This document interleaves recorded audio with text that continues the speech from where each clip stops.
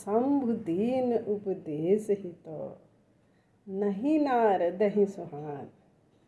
भरद्वाज कौतुक सुनहु, हरि इच्छा बलवान। जय श्री राम। तो यहाँ पर जब नारद जी को मोह हो जाता है और वो क्रोध पर विजय प्राप्त कर लेते हैं, और वो ऐसे एक बार नारद जी जंगल में जाकर तपस्या कर रहे थे, तो उनका वहाँ पर समाधि लग गई और वो समाधि इतनी ज़ोर से लगी, इतनी अच्छी लगी, इतने समय तक लगी कि इंद्र को ईर्ष्या होने लगी।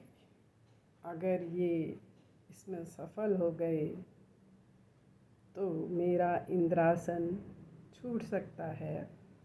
तो उन्होंने वहाँ पर अपनी लीला रचाई। वहाँ पर बढ़िया बसंत ऋतु को अपने योग से उत्पन्न किया और उनकी समाधि को तोड़ने के लिए अप्सराओं को भी भेजा, और अप्सराएं उनके आगे नृत्य करने लगी। तो उससे उनकी समाधि टूटी। अक्सर क्या होता है कि हम जब किसी ध्यान से कोई कार्य करते हैं और आकर के कोई उसमें विघ्न डाल देता है तो हमें बड़ा क्रोध आता है। तो उस समय नारद जी को क्रोध नहीं आया,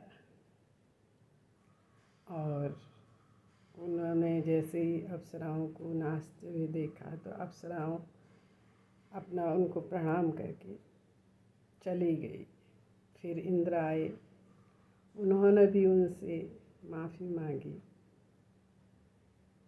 तो उन्होंने इंद्र को भी माफ़ कर दिया।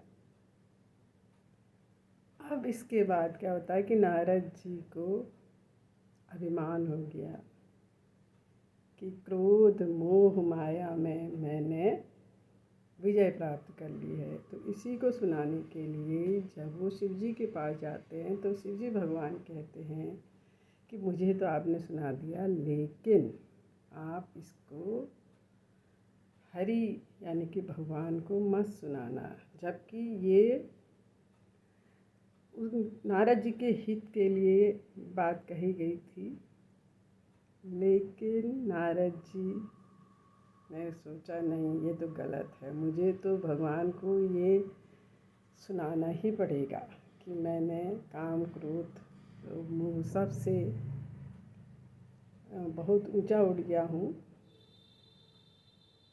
तो वहाँ जाकर उन्होंने भगवान से भी वही कहा, और भगवान को पता चल गया कि अब मेरे शिष्य के अंदर अभिमान आ गया है। उसी अभिमान को त्यागने के लिए फिर प्रभु ने दूसरी लीला रची। जय श्री राम।